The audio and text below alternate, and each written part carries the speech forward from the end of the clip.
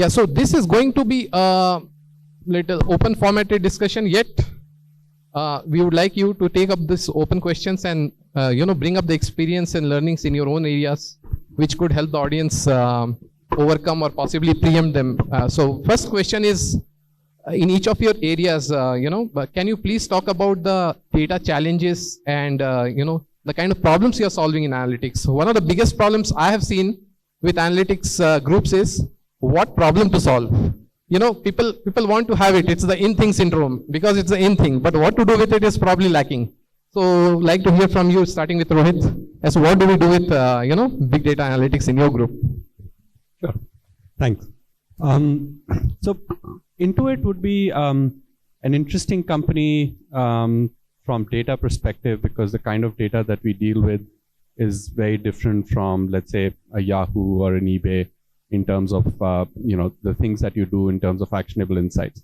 But Intuit, we deal with extremely high value data on behalf of our customers. The two primary areas being accounting and tax.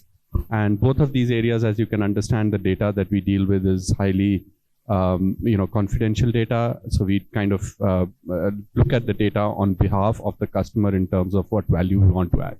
We can also not use this data to do cross sells and stuff like that. So essentially, we cannot sell this data to anybody. So this is really data that we utilize for ourselves. So what are the challenges? For us, key challenges of utilizing this data is that how can we actually use it to improve the product experience, in-product experience for users. Tax is a great example. We primarily do taxes in the US, and if you, like any other complex tax systems, there are hundreds and hundreds of different forms that is possible. This is taxation is something that nobody wants to do, but everybody has to do.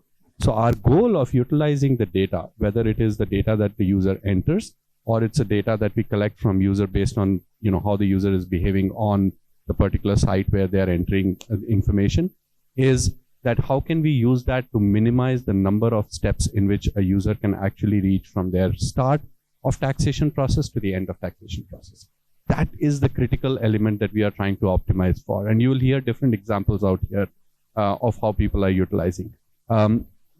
What becomes very important here is that the data that we have is extremely valuable, extremely specific, and extremely identifiable with the user. But how do we use it to improve the in-product experience is the key aspect that we are actually striving towards. And that gives us very interesting challenges. One of that being that we necessarily don't have a lot of data, but we have high value data, one. Second, the data has to be extremely secure. So all the systems that we build are systems that cannot under any circumstances leak that data to anybody else. Third is how do we use that across people? So we use a lot of this data to figure out categories of people who file taxes in certain areas so that we can actually cut their number of steps in terms of what they end up doing. That's one area. The accounting, quickly, I will also talk about is, this is an area where a lot of your data that you are entering is really your accounting data. Small businesses, receivables, expenditure, payments, and all of those aspects of it. How can I actually collect all of this information to allow the user to have least number of steps in which they can fulfill all the accounting practices is a key part of it. And then when you bring both of them together, is let's say I have an accounting software and I have somebody who's on my payroll who actually utilizes part of it. Can I actually use that information to now do taxation for that person as well? This is the cross-product stuff that we end up doing. So this is an example of something that we end up doing with all the data that we collect. Okay, so improving product experience and privacy are the challenges, data privacy, while coming up with analytics around that. So Dr. Murthy, in your experiences, you worked with many organizations. So what are the challenges you think? Yeah, so the other three panelists here represent organizations. So they have the luxury of having extremely valuable data. Being in academia, my challenge is actually working with utterly useless data. Right? That's everyone can throw it away and do something about it. And I want to make 2 points through one such project that I did with utterly useless data. and how and what we did. This is a work with a a hospital system. The goal there was to improve the experience of physiotherapy. So when one has a stroke, paralysis or something, today what happens is the doctor sees and they say, okay, you have to exercise this muscle, and this muscle, like 3 or 4 muscles. And he then prescribes some exercise. And a trained physiotherapist goes to this patient every day, exercises the patient, helps him exercise. And once a week or once in 2 weeks, the patient goes to the doctor. Doctor sees, hey, what has happened? And he says, okay, this is not improving much. Maybe I should change the prescription, exercise more on this, etc. This treatment is inefficient because patient goes to the doctor once in 2 weeks. If there is a mistake in the first prescription, it takes 2 weeks for him to rectify or her to rectify. Too expensive. Every day a physiotherapist has to go and make them do exercises. 3, painful. For a patient who wants to exercise every day. I mean, yeah, I do, but most of them don't, you know. Right. Given that, how do you use data science to make it less expensive, more efficient and enjoyable using utterly useless data? So a good challenge, right? So what we discussed, and we said, okay, and the idea came from the hospitals. There are these Wii games and Kinect games people play. And when you are playing it, the computer plays back, which means it's reading your motion. Can we not read the motion that is being read by Kinect or Wii and compute the exercise that is being done? Then I can replace the exercise with gaming. Oh, first thing, I'll make something boring to something interesting. So we actually wrote a system that the doctor can then say, hey, I want to exercise this, this, and this. The system automatically computes. For this, he has to play 5 minutes of tennis, 3 minutes of rowing, and 4 minutes of high jump. That exercise. And then patient goes home. Every day alert goes to him or her, and they just play. As they are playing, we capture the motion, compute the convex hull volumes, and say this much of exercise is done in these things. A live update goes to the doctor. Doctor says, oh, I want to, I think, exercise this muscle more. The system automatically updates and says, tomorrow you play 5 minutes of tennis and 2 minutes of rowing. No, the other way. Right. It's less expensive. One Kinect, $150, and more enjoyable and more efficient. So one of the major things that is happening in data science, that is the first point I wanted to make, is the phenomena of data munging.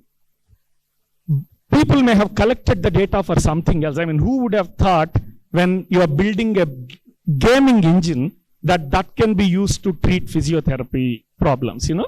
So one of the challenges is understanding what data out there can help you solve some serious problems. That's data munging and repurposing. Repurpose the data. How can I repurpose what my organization has or what is out there?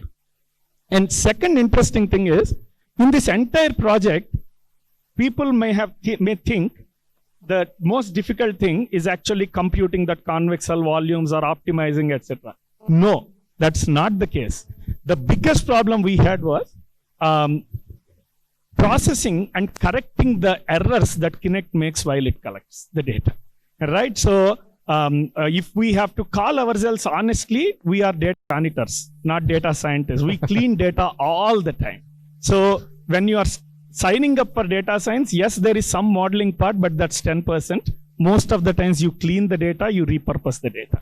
So those are the two things that I learned from most of my projects, and this is illustrative. That's so right. Yeah, you spend more time cleaning up the data. The part which excites you to join data science or analytics group is not what you do 90% of the times. Demo. And there's a demo following, in which you will get to know more about that. Thank you, Dr. Murthy.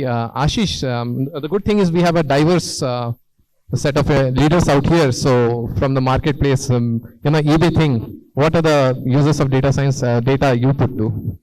Yeah, absolutely. So, yeah, I think really interesting to hear the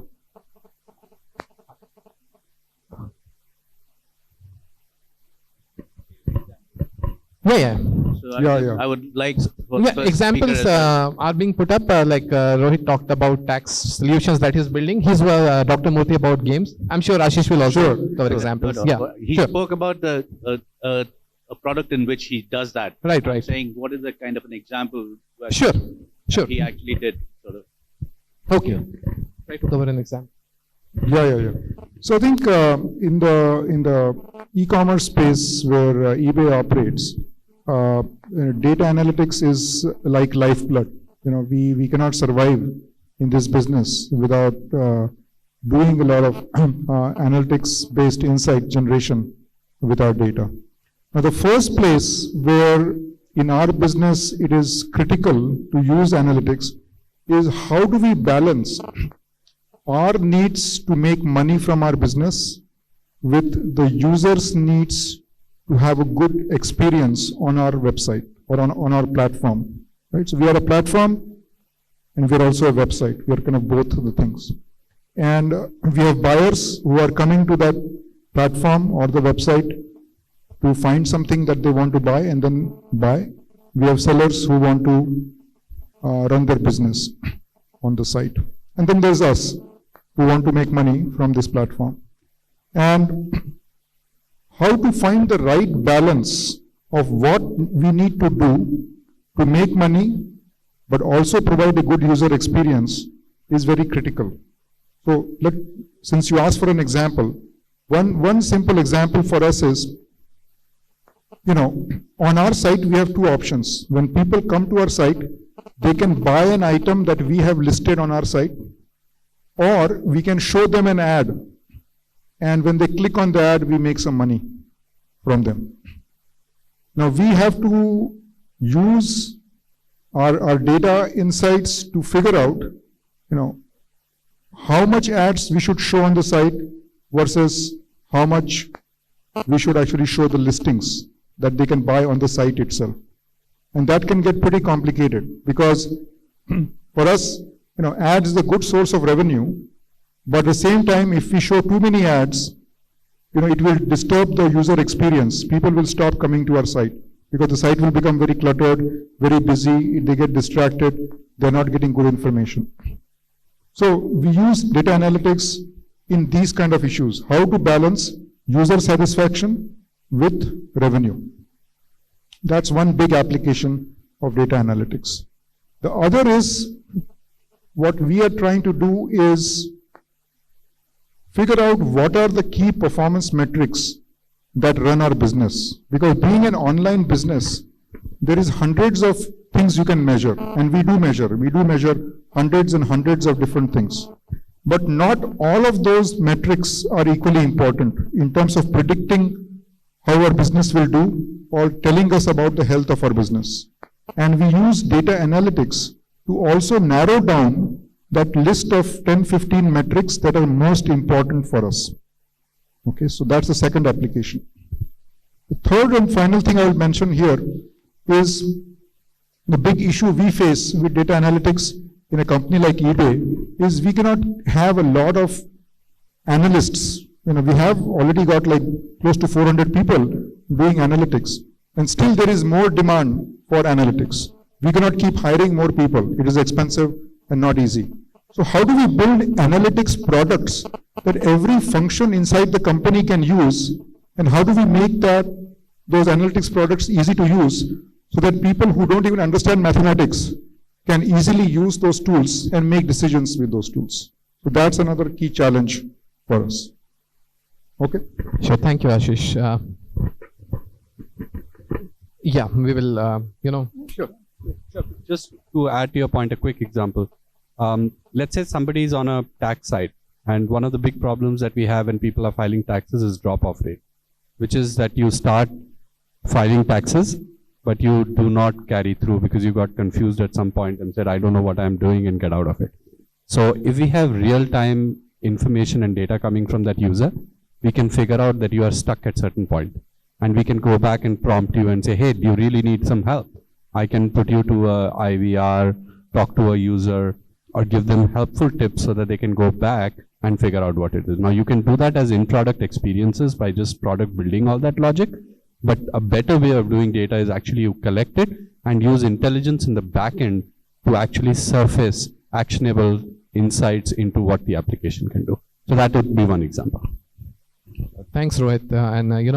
Taking it over to Prasad, you come from a brokerage, background. So how do we apply analytics and data science there? What are the challenges? Some examples, please.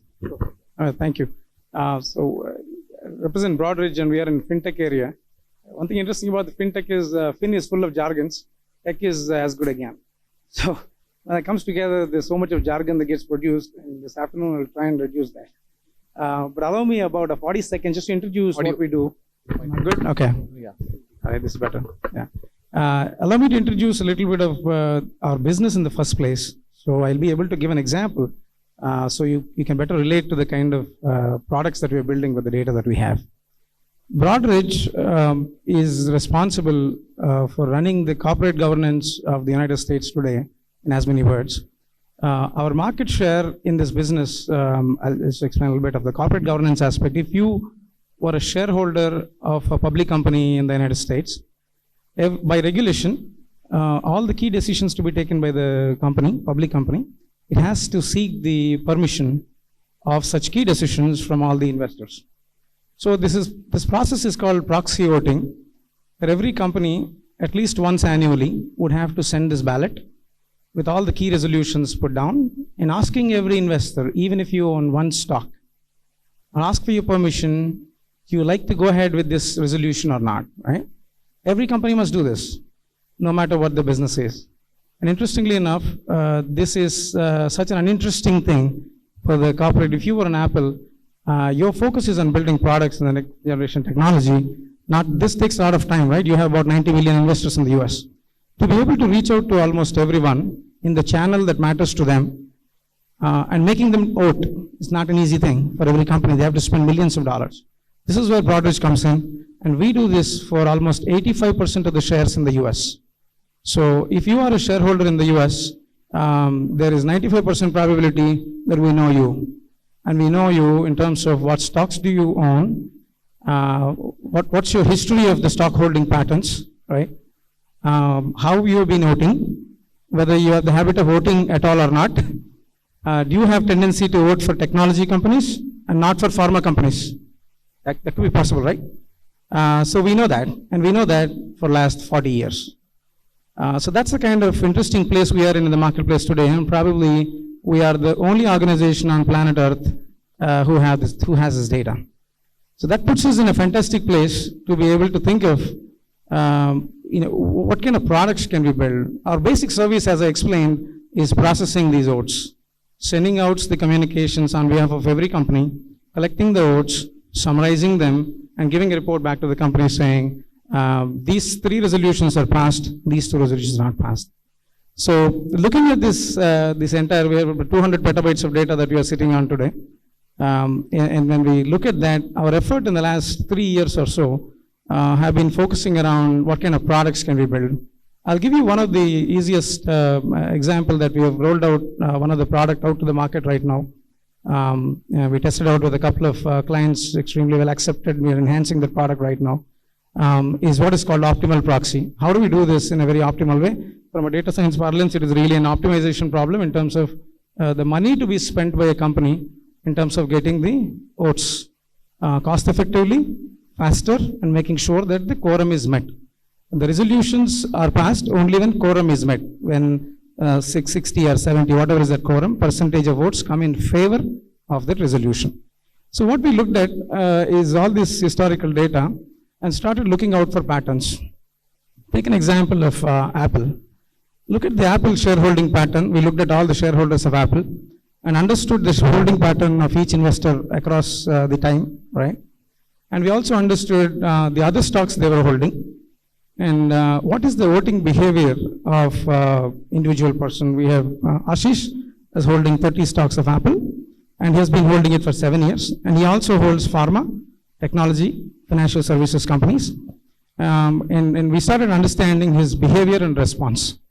For example, if Apple sends the voting form and he didn't receive the vote, Apple cannot sit idle on it, because if not enough investors vote back on it, the resolution cannot pass, unfortunately. So it is such an important thing for every company to get the votes come back. So this is where we use this data. This is a big data sized problem, and a combination of applying the analytic techniques to be able to produce the patterns, which we can give back to Apple saying, these are the 3,000 investors that you must treat them with a silver platter. Send them the mail first class, make sure that it reaches them as fast as possible, give them a call immediately to remind them, you are more likely to get the quorum faster. So this saves millions of dollars for the companies today with the kind of solutions we can bring to table. Thanks, Prasad. They're nice examples from your area of work. So the next question, will span across a big problem that all of us face when we get into the big data space. There's a choice of big data technologies, not just big data, even the choice to which language to prototype in, which language to finally productionize it in, what is the enterprise solution for a model that has to be updated real time. So I'll bounce this question of each of the panelists.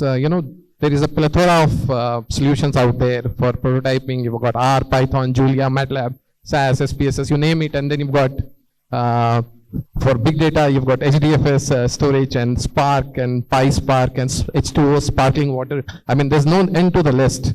So each one of you could please touch upon, is the choice of technology important? I think yes, it is. But in your areas, what is the technology used, and do you think that's the right thing, or how do organizations decide which technology to use? So starting with you, Rohit. Okay, I think I'll focus more on the philosophical answer rather than the exact one, and I'll tell you why. The moment you build your big data system today, by the time you finish building it, you're obsolete. That is one thing I can guarantee you. The technology is moving extremely fast.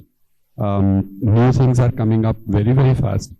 And so there is a very good chance, or there's almost 100% chance that the moment you're done, you're obsolete. What you really need to do is to focus on few things. Number one is the fact that lot of the technologies that you will use will be very nascent, right? Because of the very fact that it's getting obsolete, that means it's, it's at a very high pace, as a result of which it's going to get, they are very nascent stage. So be willing to put in a lot of effort in figuring out what works with what and how. Don't think that there is something, you go out there, everybody will promise you the moon, this technology will solve everything for you. You take it in and build it in your platform or your systems, you will realize that things don't work quite as advertised, right? As a result of which, you should be willing to put in a lot of effort, number one. Number two, invest in building platforms rather than point solutions.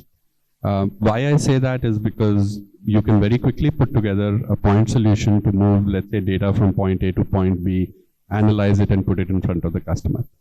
Unless and until you have built this with a very platform mindset, your ability to change these pipelines will become extremely difficult. And we are learning it very, very hard way, because Intuit traditionally comes from a very desktop-oriented thought process. In about 3 to 4 years, we started getting a lot more into online, and we are really winning in the online space. So we are really getting into the thick of things so far as big data is concerned. But the point is, unless and until we go build these things as platforms, the chances for us to change individual parts will become that much more difficult, as a result of which you'll fail. So what you'll have to do is you'll take these pipelines, you'll throw them away, and start building new ones, which is considerably larger cost than putting in platforms. That's second. Third, invest in cloud. Okay, it is extremely important in building platforms is that how can you start thinking of it from a very cloud perspective to say a lot of this stuff is hosted in environments that provide you, lot of different abilities to upgrade technologies quickly. Yes, many companies will do their own data centers. Many of them will use data centers or stuff which comes from Amazon and various other places. The important thing for you to understand is that you want to make sure that you build it in a way in which it's cloud ready for you to have the ability to change things very fast. Again, going back to my first point, really. That's the third. The fourth, very critical element, think about security from day one or day zero, right? One of the things that we end up, and this is very relevant to us, in my previous life, when I was at Yahoo, we were dealing with advertising data, which is as close to useless data as Dr. Murthy was talking about, where probably security is not as critical. But in the world in which you are dealing with highly secure information like ours or financial information, think about security from day one, right? When you do that, your ability to build that into all the pieces of your data will be very easy. Because remember, all the things that I talked about, cloud, platform, and your ability to change things very fast means you are really open to all kinds of attack, right? Because the moment you go to cloud, there is everybody who can pry on your data. The moment you build platforms, if people find holes into the platforms, they will be able to get into the system, and all of your data is essentially going to get compromised. So as a result of which, it's extremely important for you to build security right from day one. So don't worry about specific technologies. Think about platforms, think about cloud, think about security, and think about making sure that you build your systems in a way that you can actually upgrade technology as you go along. And then that is really the mantra that you need to follow to go forward. Sure. Thanks, Rohit. Dr. Murthy, your thoughts? Yeah. So I represent a very specialized minority segment in this. So what I'm going to say is applicable to only that segment. I'll explain what I mean. But to start with what Rohit said, this technology, the pace at which machine learning is growing is actually mind-blowing. Just to give you an example, in 2011, a company hired me to build a model that tells them how the sentiment is about a product that they released in Twitter. So do a sentiment analysis of our product in Twitter was a paid project in 2011. Today, 4 years down the lane, it's a homework assignment for my students actually in the class. That is the pace at which things are growing, tools are being developed. So in that context, 90% of the times why people hire our organization particularly is to develop a new algorithm. Okay, there are things that we are doing now using decision trees. Can you do your math magic and come up with better accuracy? Come up with some new way to build this machine learning architecture. So that is the segment that I am representing. So where your day job is to come up with a new mathematical model. In such cases, I find open source much more powerful than commercial software. The reason, simple reason, commercial software have many great things about it. I don't have anything against it. I'm talking about my minority segment of constantly inventing new algorithms. The thing is, open source, there are these 10,000 scientists coming up with 10,000 new things every day and updating it and making it available as a free library. Whereas there are these 100 paid engineers who are working for a commercial software who are building things on their own. So the pace at which you have the availability, if I want to today something crazy like let me build a gradient boosting machine on top of a deep learner, on top of a support vector machine, I just have to put together 3 libraries in an open source. Now, if I go to a commercial software, I don't even know which version and how much it is, etc. So that's the reason why we prefer open source. Having said that, in the past 2 to 3 years, I believe the very crucial aspects that Rohit mentioned, like security, scalability, they are still not comparable to commercial software, but are pretty decent in open source software. For the past 6 or 7 years, I have been consulting. 95% of the solutions I delivered were in open source, and clients were able to use it. So I think that's definitely not a bad start. If you haven't decided on what to invest on, give a serious thought to open source. Sure. So open source is the way for a good start is what you're recommending. For that minority segment, I represent. No, in fact, it's bigger than what you're trying to. I don't know any data science group which does not use some or the other form of open source, because that's where the cake lies, new algorithms and stuff. Ashish, what's your take on technologies? A lot of the really good points have been covered by the 2 colleagues here. I think I'll mention just a couple of things. One is that which may not have sort of come out of the previous points, but the culture of your organization and what kind of technology it will absorb is also pretty important. So I think when you look at your technology choices, and I'm speaking from my experience, like, both positive and negative, you may, feel very attracted to a particular technology, but you may completely ignore how the strengths and weaknesses of the technology fit with the culture in your company. And if you bring the technology in, you may face a lot of resistance to using it or underutilization of the technology if it's not a right fit. So either you bring in a technology that fits in well with your culture, or you should have the willingness to bring the technology in and change the culture or change the people's behavior to use the technology. So that's one thing I would say you should keep in mind. The other thing is, very broadly speaking, tools like Hadoop, that are these big data tools nowadays. In a big data company like eBay, where we are dealing with large volumes of data, we are bringing in Hadoop, but we are also discovering that it's good for certain things and not for other things. So for example, Hadoop is very good for us to do very large scale batch reporting, dashboards, and those kind of things. But a lot of times, our business is running at such a high speed that we often have to do quick analysis, quick and dirty analysis, and Hadoop is not very good for that. So for that, we have to rely on Teradata, SQL, and those kind of tools as well. So it's very important for us to use the right tool at the right time, and not like just bring in one tool as a flat solution for multiple things. Yeah. Sure. So pick up the right tools is so what your recommendations is, and look at the team's ability to pick them up and take it forward. Sure. Prasad, your take. Sure. I have a similar kind of experience to share as Ashish primarily, but with a very important concern that Rohit raised about data security. Particularly, that is very, very passionate about that. We need to survive in this business. So what we have done, for your specific question, Amit, our investment has been with the philosophy that none of these tools that we acquired are going to stay permanent. Very important thing Dr. Murthy covered is the pace of innovation and changes these tool sets are going through. So predominantly our investment is in two ways I will look at it. One from a data engineering point of view. To solve the engineering problem that we're talking about, the petabytes of data, it is important to bring it together into a common store, because we are acquiring this from multiple business units of our organization.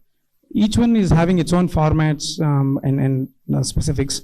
So we needed to bring them into one common store. That's where we are investing into Hadoop infrastructure, where we can scale it incrementally. That's for one set of problem. Second one, where we have a lot of relational data coming in, the computing part of it, apart from analytics, is also relationally intensive. So we deployed and heavily invested into Greenplum. So that is one of the area where we do a lot of relational related analytics. However, on the computing and data science part of it, we belong to the minority section that Dr. Murthy referred, and we like doing that. I'll give a quick, very specific example, because we also evaluated some of the commercial tools available for data analysis, and we quickly found the shortcoming in that relative to what open source community of 10,000 data scientists are giving us. For a simple clustering problem we were trying to solve, every commercial tool gives us standard algorithms like k-means and stuff like that. We tried a lot of it and hit a bottleneck at a certain point where we needed specific tuning into that. And we were about to make the change by ourselves and rewrite that or extend that algorithm. Quickly came out in R, somebody just recently posted another exact tweak that we wanted and saved humongous amount of time and effort for us, and was now looking back again. So we're a big fan. We probably continue to be in the minority section. Community backing is important, and even if you pick up open source, we have to pick up the one we critically look at being largest number of committers, the trends on those, because it's very easy to pick up something which is open source and looks good now, but maybe the committers are kind of fading away, and which may not be a good tool for future. So we'll quickly cover this aspect which I was going to talk about. I'm sure many audiences are also trying to see what is the talent when we say data science analytics. I heard that a data scientist is one with mixed programming and statistics. So who knows more programming than a statistician and more statistics than a programmer? That's a data scientist. I guess kind of fits in, but I'll let each one of them talk about how they have built teams and what kind of talent they look at. Is there any gap in the market? We'll quickly go through this before we open it for Q&A. Sure. So one of the things that we've been doing here is really mixing three different talent profiles. There is a data engineer who's really worried about fundamental data engineering, which is data movement, cleansing of data, how do you pick up from the source, how do you transfer it, how do you get it to a certain, that is the data engineer. Second is the analyst. How do you actually take this data, build aggregates on top of it, and analyze what the hell is happening, right? How do you actually have actionable human insights? Third, which is really the part that Dr. Murthy represents probably at a very high level, is a data scientist who says you cannot really have so many analysts who will derive information out of this. So how can you actually have people to write algorithms that will automatically learn what you're trying to do? So these are three different profiles. The first profile, most important person, is the person who just can deal with gigantic amounts of data, validation of data, and cleansing of data. It's a very unique skill set. If any one of you goes back, and I would challenge you to go back, open your account books and figure out where did you spend how much money this month, right? And just try to do it at the end of the month. You'll realize there'll be a lot of spurious data, information. If you have older kids, they would have provided you, or you yourself would have provided yourself. But there's a whole lot of data cleansing that you need to do there. And that is a very important aspect that the data engineer has to do. The data analyst is all about deriving information from anything that is out there, right? So you have to have that insight to say, if 30% of the people, went to this particular page and then 20% of them went to this page, how do you actually correlate all of this stuff? Because you can get a lot of false information. Data science, I think Dr. Murthy would be the best one to talk about. One of the most difficult people to get. Sure, Dr. Murthy. Actually, despite, I have humility, but the data science is most difficult. Recently, Microsoft, the CTO said, it's more expensive to find a data scientist than a quarterback. Finally, mathematicians arrived. So, I want to answer this to two segments in the audience. One is to the HR, and the other one is the people who want to build the skill.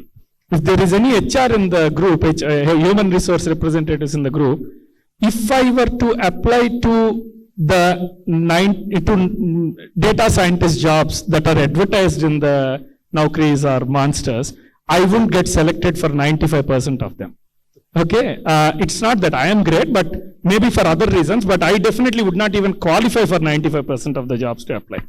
The reason is, the advertisements read like the guy should be extremely good in financial domain, very, very good in programming, fantastic machine learning abilities, tall, dark, handsome. I mean, you don't get one guy with all that, right?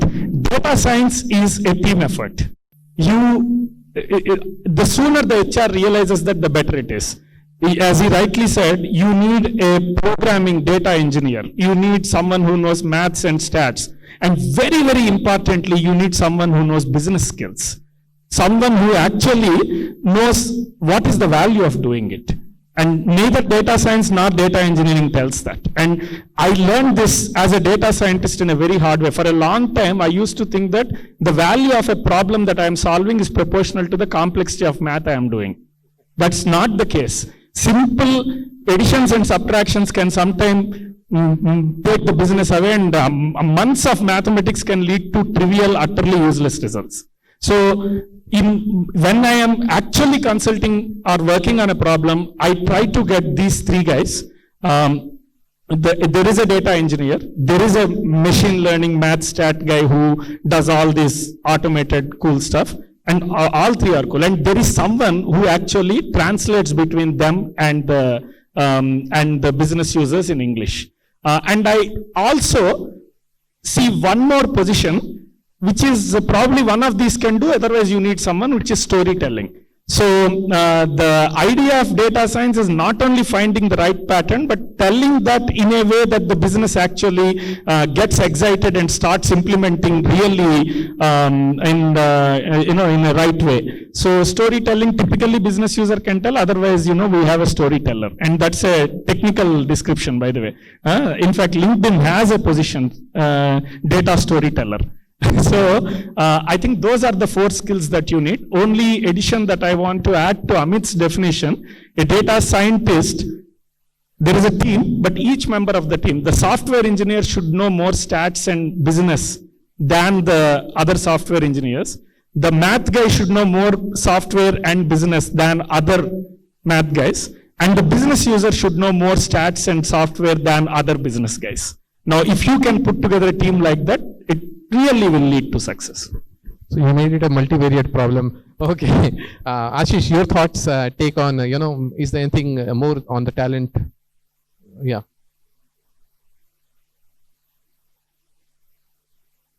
Audio, you might want to. Sorry. So no, what I was saying was that I'm only going to try to add a few things on top of what's been said, because a lot of the really current issues in finding the talent have been covered here. I think, and I'll speak from the eBay experience that we have gone through. I think what we have tried at eBay is to see if we can hire or at least train people to be all-rounders. The people who can, if needed, do some data engineering type work.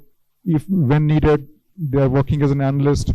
They can build a model once in a while and so on and so forth. And obviously also sort of be able to interface with the business. What we are realizing at eBay, and I'm sure some others are also realizing, is that you probably cannot realistically either find or train somebody to be good in all 4. But finding people who can do 2 of these 4 things, let's say, well, is quite a reasonable thing. And actually that also gives them sort of a boost in terms of their career breadth and so on.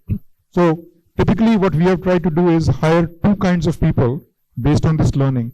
One is the people who can do both data engineering and data science, who can actually really kind of help clean up the data and then also build models on top of it. That's one sort of paired group of people. And because these are people whose limitation is that they either don't have interest or the background to really go deep on the business side. But they are very, very good at and also very comfortable and they enjoy the data side more.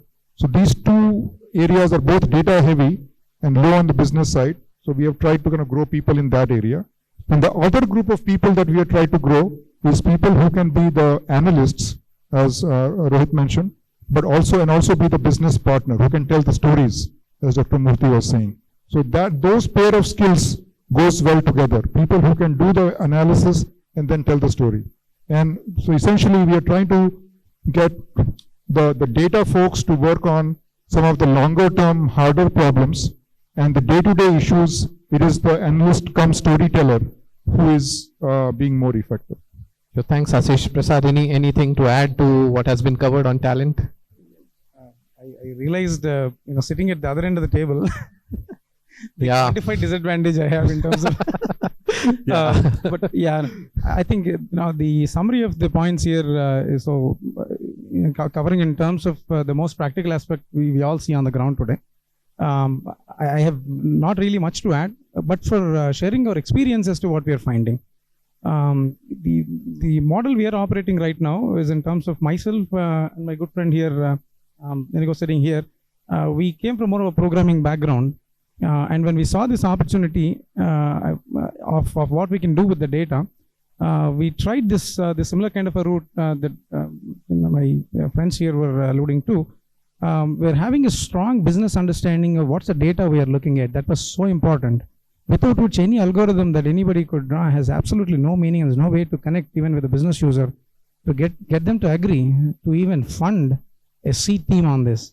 It was such a key, I mean, it's no surprise about it, but it was such an important thing. There's no need to hire a data scientist on day one, really speaking. Okay. We started that way where we're talking about bring in people who have most business understanding, and then get them to move on to the next levels of the circles we were talking about. From a theoretical answer, we need to look no further than the standard Venn diagram that we have, where in the center you have a data scientist between math, stat, expertise on the business, on the domain, and the hacking skills. Today, on a most practical front, if I have to go out to the market, there is nobody in the center that God hasn't started creating them yet. So today, our tendency is to go more for somebody who is great with hacking skill. This is a very myopic view, maybe, because I can't find desired combinations. Sure. I would give first preference right now to somebody who is a great hacker, passionate about the data, and we combine that person's abilities with somebody who brings a domain knowledge. Yeah, strong domain inclination is vital. Yeah, I think that's coming out loud and clear, and that's why analytics kind of ties in very closely to product leadership, management, and yeah, there are no two thoughts about that. So with that, I'll open it up for audience for Q&A. I'm sorry, we are kind of going to have a few questions only, but yeah, the leaders out here, so yeah.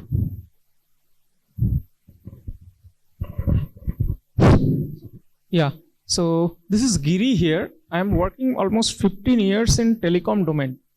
So what recently I found in this big data or this data science domain, for few companies, the two type of ventures I have seen where more stress on domain, less on the other half, as you told, the science and the engineering part. Right.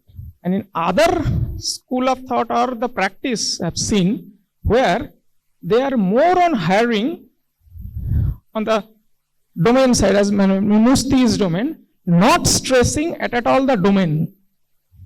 So when I tried to talk little senior person in these two fields, I found they have two different aspects on their mind.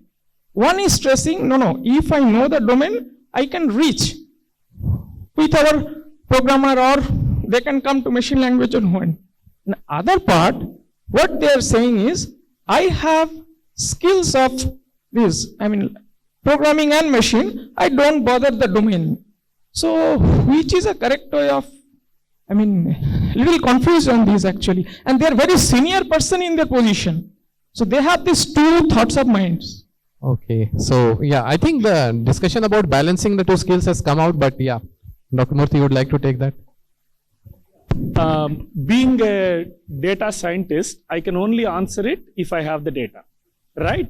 So actually, luckily, fortunately, this problem has been studied in 1979 by a professor in Carnegie Mellon Business School.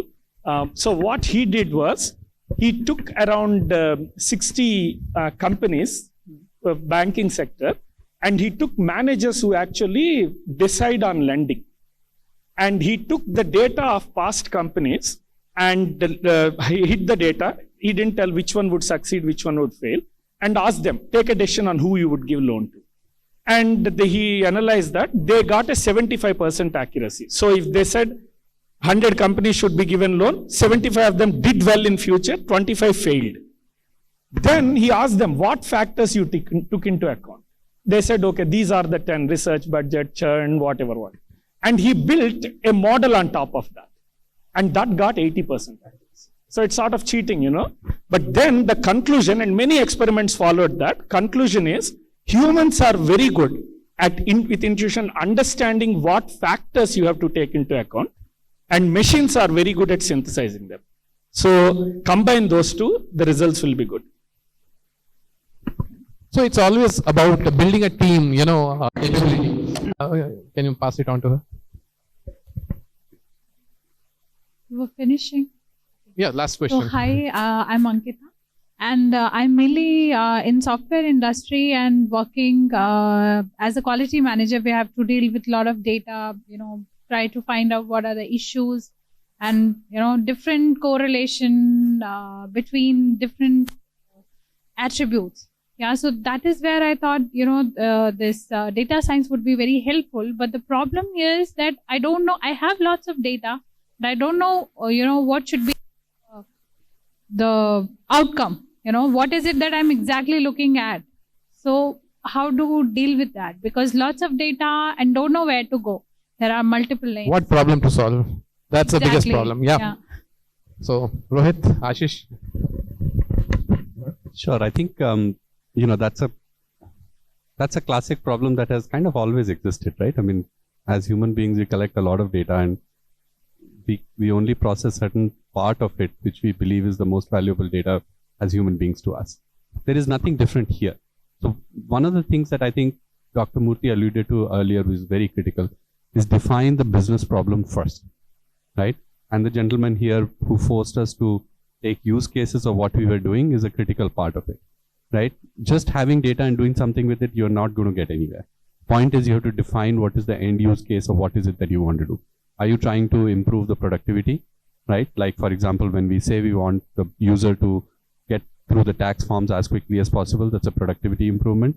In eBay, it's about financial. What ad should you put so that you can get money? Work backwards from the end result that you want. Don't worry about the data. The data will come today. We have everything that is being captured. There is a data right here that is recording this whole session. If you calculate the amount of stuff that we are recording today or recording the amount of data is fantastic.